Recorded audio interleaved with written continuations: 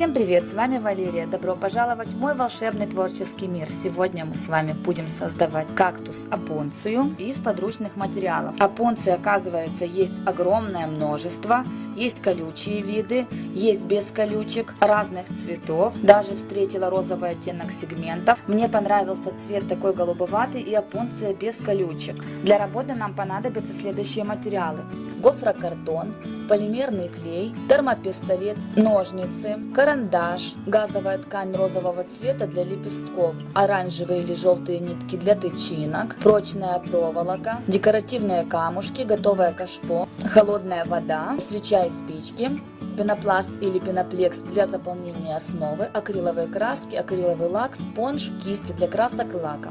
Приступаем к работе. Опонцию я буду делать, отталкиваясь от размера имеющегося у меня кашпо. Как создать своими руками такое кашпо, у меня есть отдельный мастер-класс, ссылочку на который я оставлю в описании под видео, а также подсказка появится в правом верхнем углу экрана.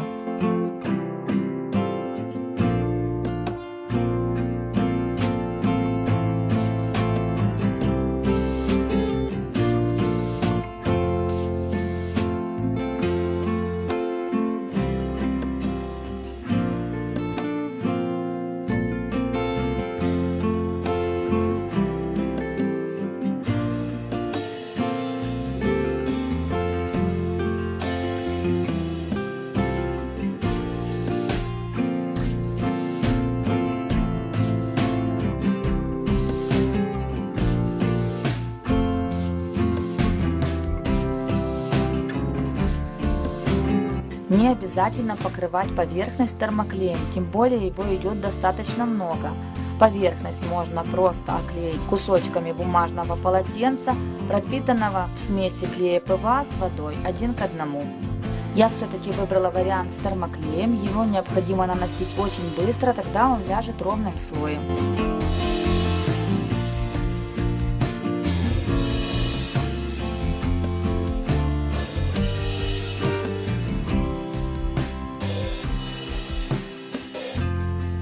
Но если поверхность у вас получилась не очень ровная, то ее можно разровнять пальцами при помощи воды. Но это необходимо сделать до того, как клей полностью застынет. Работать надо очень аккуратно, чтобы не обжечься.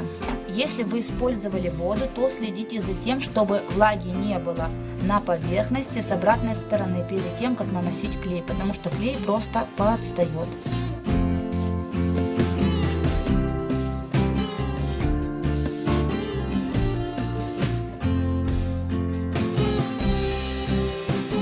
Делаем необходимое вам количество сегментов. Виды опонций бывают разные, некоторые с острыми длинными колючками, а некоторые с маленькими пушистыми ореолами. Второй вариант мне нравится больше.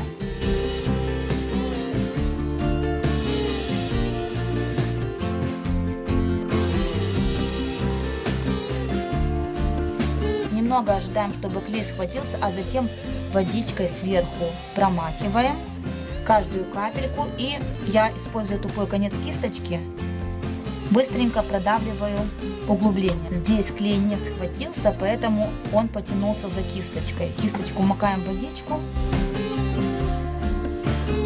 Обязательно убираем лишнюю влагу, потому что термоклей на влажной поверхности держаться не будет. И продолжаем.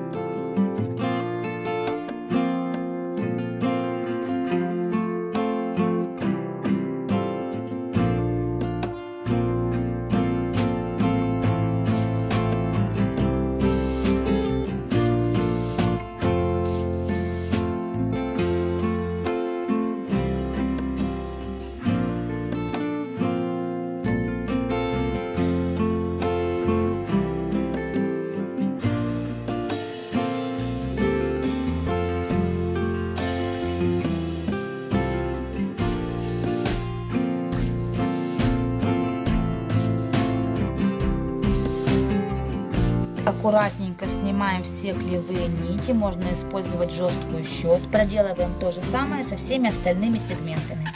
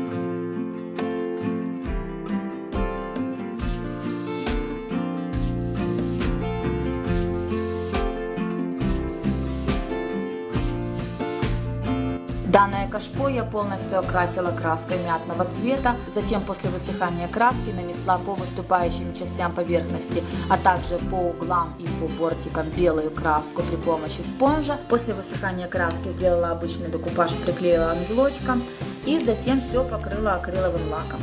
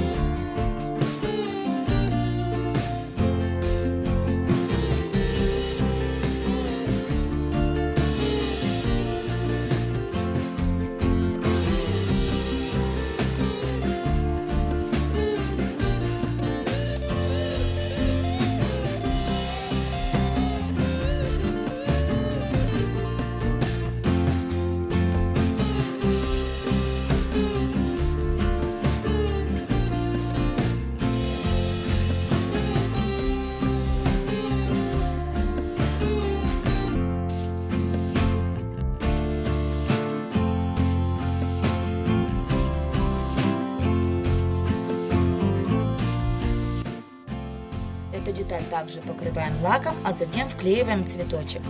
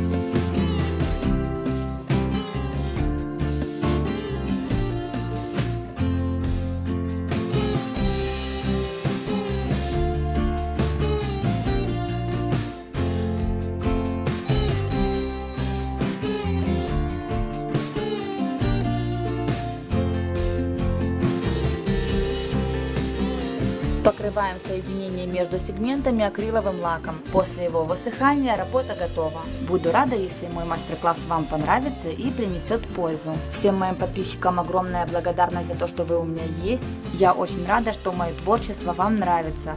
Ну а все гости канала, если вам нравятся мастер-классы, подписывайтесь на канал, не забывайте нажимать на колокольчик, чтобы не пропустить новые интересные видео.